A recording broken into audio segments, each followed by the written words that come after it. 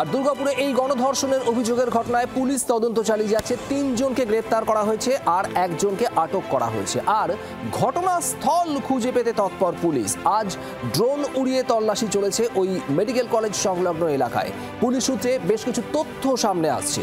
Police সূত্রে খবর, ঘটনার দিন যেদিন রাত্রিবেলা কলেজ ক্যাম্পাসের বাইরে বেরিয়েছিলেন ওই নির্যাতিতার সহপাঠীর সঙ্গে, সেই সহপাঠীর সঙ্গে নির্যাতিতার শারীরিক সম্পর্ক হয় এবং স্থানীয় 5 যুবক দেখে ফেলে তাদের এবং তারপরেই তাদেরকে ব্ল্যাকমেইলিং করে এবং তাদের টাকা, মোবাইল ছিনিয়ে নেওয়া হয়। এমন একাধিক তথ্য উঠে আসছে পুলিশ সূত্রে।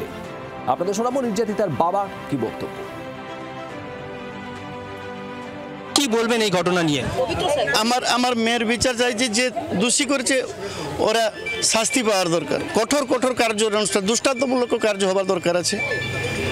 এই পুলিশের তরফে বলা হচ্ছে বা পুলিশ সূত্রে জানা যাচ্ছে এই ঘটনায় 3 জনকে গ্রেফতার করা হয়েছে। হতে থাকতে পারে, আমি তো জানি না। আমার কাছে আমি কিছু এখনো জানি না। আমার কাছে কিছু খবর আসেন। সেই বন্ধুকে কি আপনি সন্দেহ করছেন? হতেও পারে, সন্দেহ হতেও পারে। পুলিশের সঙ্গে আপনার কথা হয়েছে? হ্যাঁ, কথা হয়েছে। কমিশনারের সঙ্গে দেখা করেছি, ডিএসপির সঙ্গে দেখা করেছি, রিকোয়েস্ট করেছি আমি ন্যায় চাই, আমার ছেলে সুরক্ষিত চাই, আর কিছু নাই।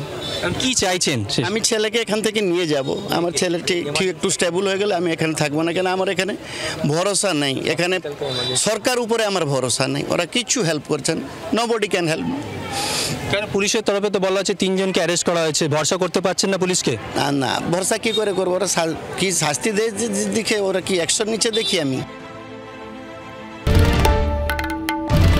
বাংলার আওয়াজ, বাঙালির আবেগ, জি 24 ঘন্টা।